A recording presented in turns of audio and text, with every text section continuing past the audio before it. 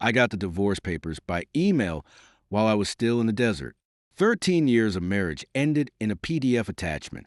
My name is Nathan, 42 years old, Staff Sergeant with the 82nd Airborne. I'd been in Kandahar for 4 months when Becky decided she was done waiting. The subject line read, "Let's be adults about this." The message itself was 3 sentences long. She'd already filed the paperwork. She'd already emptied our joint account. She'd already moved her new boyfriend, Jeremy, into our house in Spokane. I read the email twice, closed my laptop, took a shower in the communal stall, got dressed in my shift, said nothing to anyone. When I got back to my bunk that night, I replied with one word, understood. That was it. No argument, no begging, no threats. Wilson, my bunkmate, noticed something was off. "You good, man?" he asked, not looking up from his book. "Yeah," I said, "just some stuff back home." He nodded, and that was the end of it. Military guys know when to leave things alone. Truth is, I wasn't surprised. 6 months before deployment, things had changed. Small things. Becky stopped asking about my day. Started working late at the dental office where she answered phones. Started going to gym 3 times a week, but never seemed to break a sweat. New clothes, new friends I never met, new passwords on her phone. I didn't confront her, didn't start checking her messages or following her around. That's not who I am, but I wasn't blind either. So I made some quiet moves of my own. Nothing dramatic, just precautions. I secured important documents in a storage unit across town. Birth certificate, marriage license, house deed with only my name on it. Thanks to the VA loan, military benefits paperwork. I moved my grandfather's watch and my mom's old silver to the same unit. Things that mattered. I also opened a separate account at a different bank and started diverting part of my pay there. Not enough that she'd notice, but enough that I wouldn't be starting from zero if things went south. The night before I deployed, she hugged me at the airport and said, "Stay safe." Okay? Her eyes were dry, like she was saying goodbye to a coworker, not a husband heading to war. I should have known then, but part of me still hoped I was wrong. I wasn't. What she didn't know was that I prepared for this moment, and what she didn't understand was that I never start fights, but I do finish them. I met Becky at a friend's barbecue in 2010. I was home between tours, staying with my buddy Jason in Spokane. She was finishing nursing school, but ended up working admin at a dental practice instead. Less stress, she said. We were married 8 months later. Becky used to say she was proud of my service, though she never quite understood it. Her dad was a bank manager, her brother a pharmacist, no military in her family. She'd ask when I was going to get a real job, not realizing that after 15 years, the Army was my career, not just a job I was killing time at. We bought our house in 2014, nothing fancy, but it was ours. 3 bedrooms, small yard, quiet neighborhood. My name was the only one on the mortgage since the VA loan was in my name, but I added her to the deed because that's what married people do, share things. My dad died a year after we got married, heart attack while shoveling snow. My mom passed 3 years later, lung cancer, though she never smoked a day in her life. They left me some money, not a fortune, but enough that Becky and I could pay off our student loans and still have a cushion. I deployed 4 times during our marriage, Iraq twice, Afghanistan twice. Each time I came home, Becky seemed a little more distant, a little more restless, like she was playing a role she'd outgrown. I didn't sign up to be a military wife. She told me once, after I mentioned possibly re-upping for another 4 years. "I'm tired of being alone all the time." I understood that, I did, but the Army was the only place I ever felt like I truly belonged. I was good at my job, people depended on me. In 2019, things started changing, small stuff at first. Becky got irritated when I called during her girls' nights, started talking about how her friend Melissa had divorced her husband and was living her best life now. Started making comments about how we didn't really have anything in common anymore. I suggested counseling. She said we were fine, just going through a phase. Then came the late nights at work, the weekends away with friends I'd never met, the new clothes, the gym membership she rarely used. I should have confronted her, but that's not how I handle things. Never have. My dad taught me to think before I speak, to be sure before I act. So I watched and I prepared quietly because my gut was telling me something was coming. And in this life, you learn to trust your gut. 2 weeks after getting the divorce email, I was sitting in the mess hall when my phone buzzed. A notification from our bank app, another withdrawal, $88,500. Almost everything that was left. I set my fork down and opened the app. The joint account balance was down to $22.37. Our savings, $47,000 we built up over years, was gone completely. Transferred an account I didn't recognize. Murphy, one of the guys from my unit, glanced over. Bad news? I locked my phone. Nah, just some account stuff. That night, I called our bank from the base phone center. Turned out Becky had been moving money for weeks. Small amount at first, then larger ones. The big transfers started the day after I deployed. I hung up and stood in the hallway for a long time, watching guys laughing, calling their kids, their wives, their parents, normal life happening all around me while mine was burning down. That's when Wilson found me. Heard from Alvarez that you looked like you'd seen a ghost at dinner, he said. What's up? I don't usually share personal stuff, but Wilson had pulled me out of a bad situation in Kandahar once. I trusted him. My wife emptied our accounts and moved her boyfriend into our house, I said. Sent divorce papers while I was on patrol last week. Wilson didn't give me the usual, no, I'm sorry, or that's rough, or you'll find someone better. He just asked, what's your plan? Not sure yet, I said. He nodded. Let me know if you need anything. That night, I couldn't sleep. I pulled out my laptop and logged into our home security system, something Becky probably forgot I could access remotely. The cameras showed a strange truck in our driveway, a man I'd never seen before walking our dog, using my coffee mug, wearing my Seahawks sweatshirt, and there was Becky laughing in the kitchen. I'd renovated myself during my last leave. Something shifted inside me, not anger exactly, something colder, clearer.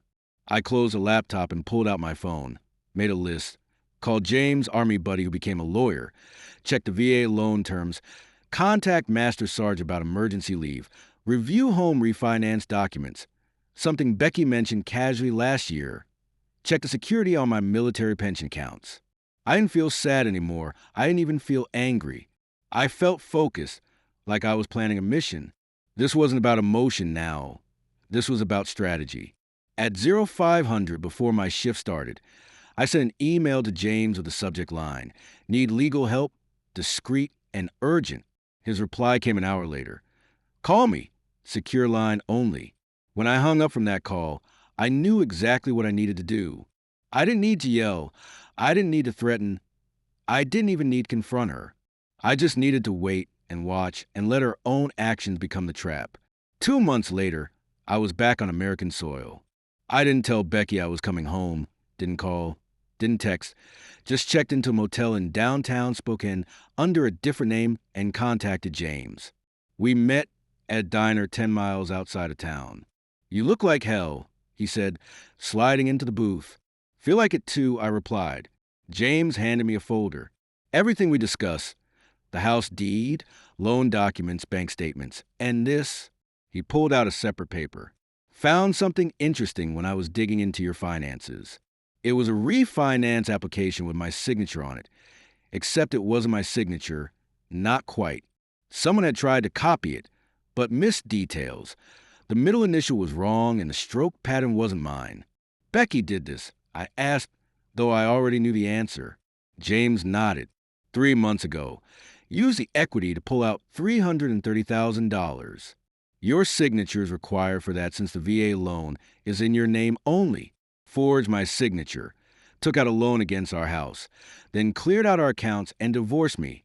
I said, busy woman. It gets better, James said. She listed her boyfriend as a co-applicant. He's at a record. 2 DUIs and a fraud charge from 2019. I took a deep breath. What are my options? Several, James said. But first, you need to decide what you want. I thought about it. I want what's legally mine, and I want her to understand consequences. James smiled. Then here's what we do. The next day, I drove past our house. Her boyfriend's truck was gone, but Becky's car was in the driveway. I parked down the street and watched for a while. Thought about knocking on the door, confronting her, but that wasn't the plan. Instead, I drove to the bank, met with the loan officer who had processed a refinance, showed him my military ID, showed him the real signature on my driver's license, showed him the forged documents. His face went pale. I'll need to report this immediately. I understand, I said. I've already filed a police report. That night, I got a text from Becky. Who have you been talking to at the bank? Jeremy said someone was asking questions. I didn't respond. The next day, I went to the county clerk's office, filed paperwork contesting the refinance due to fraud, registered formal notice that no changes to property could be made without my presence. 2 days later, Becky called. I let it go to voicemail. Nathan, we need to talk. The bank called about the house. What are you doing? If this is about the divorce, we can discuss it like adults. Like adults, the same words from her email. I still didn't respond. James called that afternoon. They froze the refinance money. And there's more. Your wife's boyfriend has been driving your truck, right? The one in your name. Yeah, he got pulled over this morning, driving on a suspended license from those DUIs. They impounded the vehicle. Good, I said. He also had some interesting things in the truck. Prescription pads from the dental office where Becky works. They weren't blank. I closed my eyes. She's been stealing prescription pads? Looks that way. The police are investigating. I hung up and sat on the edge of the motel bed. This was getting bigger than I'd expected. Part of me wanted to call Becky, warn her old habits, but then I remembered the security camera footage. My house, my dog, my life, given away like it meant nothing. No, this was the path now. I couldn't turn back, and honestly, I didn't want to. I met with the bank fraud investigator the next morning. Name was Thompson, short guy with tired eyes and a coffee stain on his tie.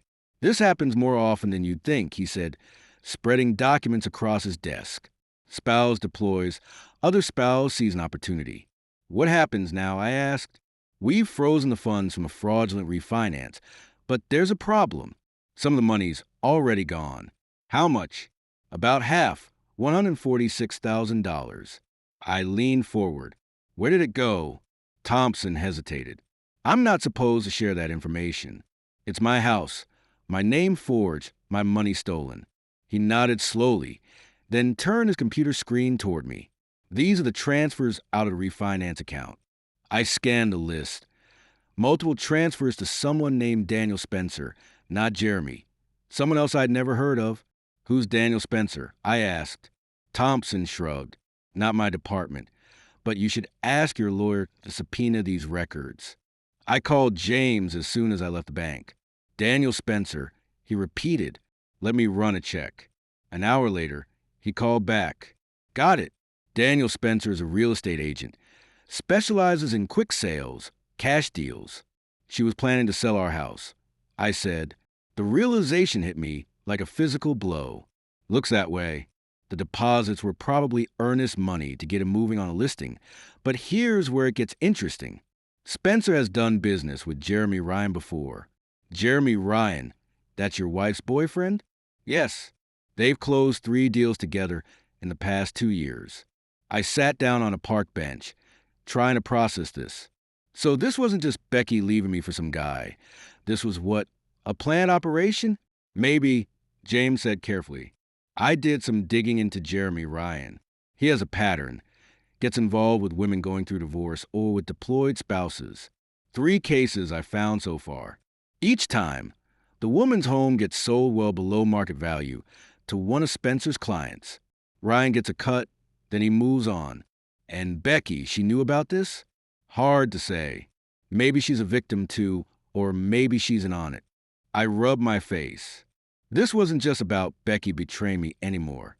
This was something bigger, something calculated, and other military families had been victims. What do we do? I asked. I've already contacted the FBI's Financial Crimes Division.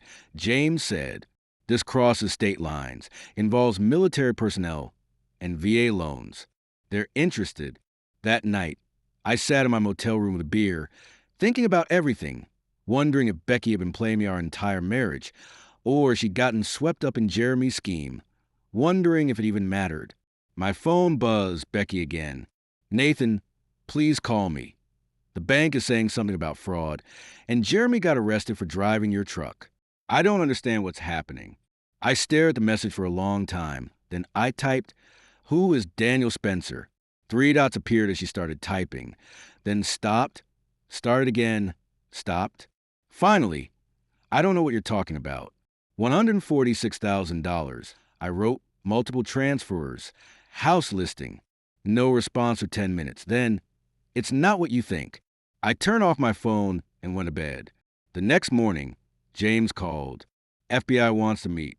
They've been investigating Ryan and Spencer for months. You're not the first, but you might be the case that breaks it open. For the first time since getting that divorce email, I felt something close to satisfaction. Not because my marriage was over, but because the truth was finally coming out. I met with the FBI agents at their field office in Spokane, Agent Patel and Agent Donovan. They recorded my statement, took copies of all the documents James and I had gathered. Your case helps establish a pattern, Agent Patel explained. Shows intent, organization, makes a conspiracy rather than isolated incidents. What about Becky? I asked my ex-wife. The agents exchanged looks. We're still determining her level of involvement. Donovan said carefully, "Did she ever mention financial difficulties? Pressure to sell the house?" I thought back.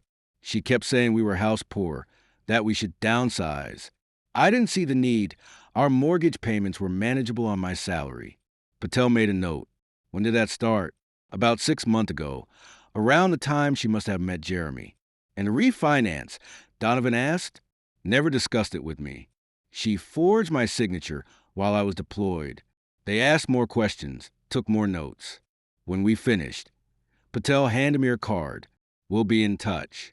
In the meantime, don't confront your wife or Ryan. We need to build this case carefully.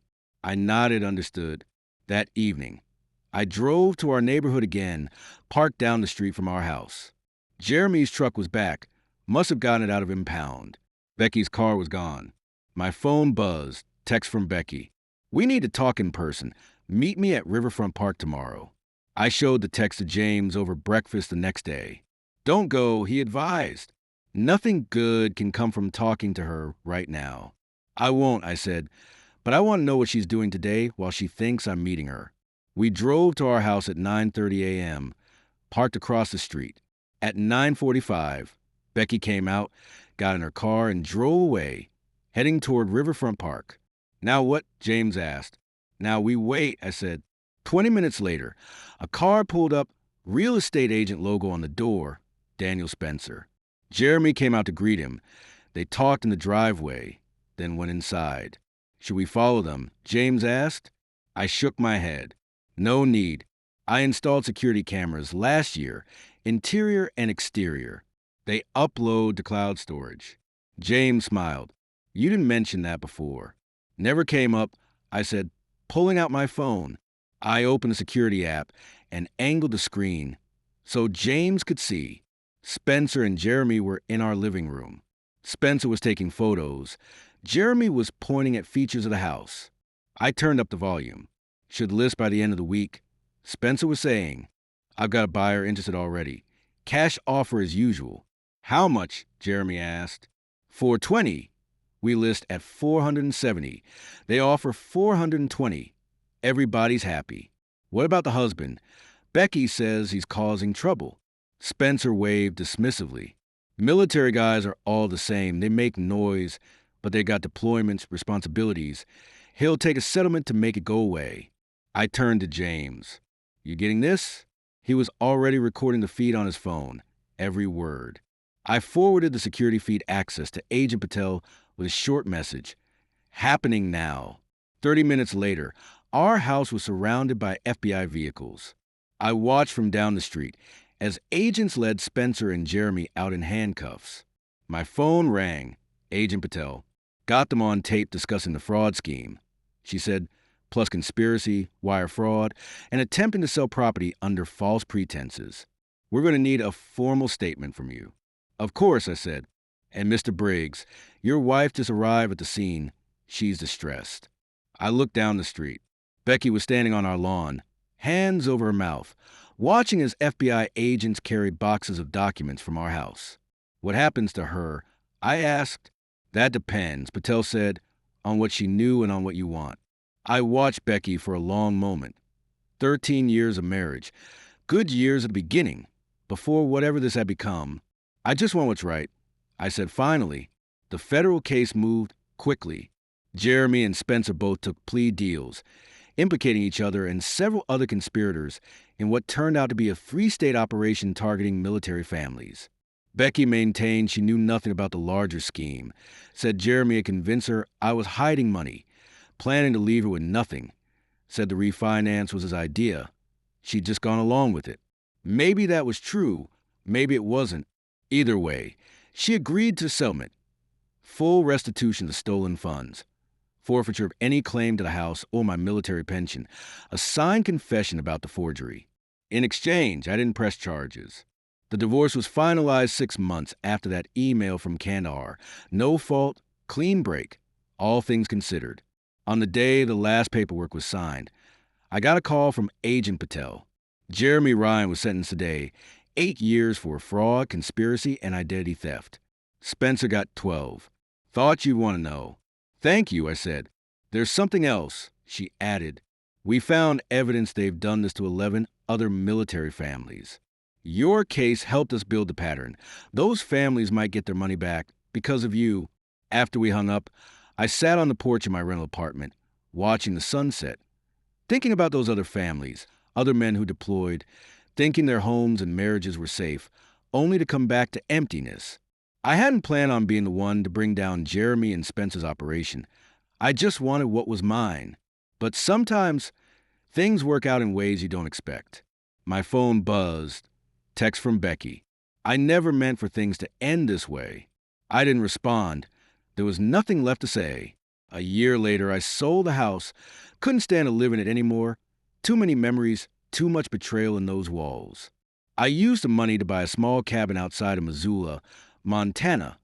2 bedrooms, 10 acres of land, a creek running behind it, no neighbors for miles. I took early retirement from the Army. 20 years was enough. I'd given enough. I got a dog, German Shepherd named Scout. Started doing carpentry work for locals, nothing fancy. But it kept my hands busy and paid the bills. My military pension covered the rest. Sometimes I thought about Becky, wonder where she ended up. James heard she moved back to her hometown in Oregon, working at another dental office. Starting over, I guess. I didn't hate her anymore. Didn't much feel anything about her, to be honest. She'd made her choices, and so had I. One evening, I got a letter from a woman in Fort Worth. Her husband was in the Navy, deployed when Jeremy and Spencer tried to run their scheme on her. The FBI had given her my name as part of the case. You don't know me, she wrote, but you saved our home. Thank you for fighting back when it would have been easier to just walk away. I read it twice, then pinned it to my refrigerator. Some days, when the silence got too loud or the memories too sharp, I'd look at that letter and remember that something good had come from all of it. Last I heard, Jeremy was still in prison, Spencer too. The system worked, for once. As for me, I was finding my way forward one quiet day at a time, building something new, something that couldn't be stolen or forged or betrayed, something that was just mine.